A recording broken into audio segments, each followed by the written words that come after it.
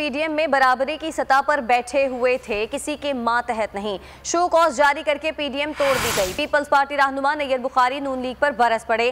चारसद्दा में एएनपी रहनुमाओं से मुलाकात के बाद मीडिया से गुफ्तगू में नैयर बुखारी बोले कि नून लीग के सीनियर नायब सदर ने इत्तेहाद तोड़ने की बुनियाद रखी। उन्होंने कहा कि पीपल्स पार्टी एएनपी और दीगर जमातें मिलकर आइंदा का लाएमल तय करेंगी।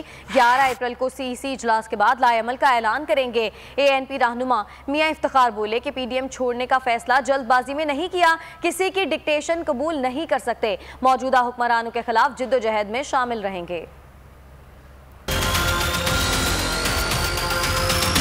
पीडीएम को तोड़ने की बुनियाद तो सीनियर जो वाइस प्रेसिडेंट हैं पीएमएलएन के उन्होंने रखा। अगर कोई कारबान नहीं था तो शायद शो कॉज नोटिस देने वाले नहीं थे। जो हम पे ये बात कहते हैं कि रेजिग्नेशंस की तरफ पीपल्स पार्टी नहीं आ रही थी, तो हमारा डे 1 से मौक़िफ़ था कि रेजिग्नेशंस लास्ट ऑप्शन है। उससे पहले जो एक्शन प्लान है हम उस पर अमल दरामद करेंगे। लॉन्ग मार्च से पाकिस्तान पीपल्स पार्टी पीछे नहीं हटी, लॉन्ग मार्च से एएनपी पीछे नहीं हटी, लेकिन लॉन्ग मार्च के साथ इस्तीफों को मुंसलिक करना वो सरबराही इजलास का फैसला नहीं था। कोई किसी का मातहत नहीं, ना मेरी क़यादत ना मेरी जमात किसी के मातहत है, ना एएनपी की क़यादत और जमात किसी की मातहत है। यानी हमारी एक इत्तेहाद था और वो कामयाबी की तरफ गामजन था, और ऐसे बीच में यानी नॉन इशू को इशू बना के ऐसी फिजा पैदा कर दी कि वो यानी उन्होंने तोड़ दिया। पीडीएम था तो भी हमारी ये जद्दोजहद थी, पीडीएम नहीं था तो भी थी, और अब अगर नहीं है तो भी अवामी नेशनल पार्टी का ये जद्दोजहद उसी तरीके से जारी रहेगा कि जाली मैंडेट से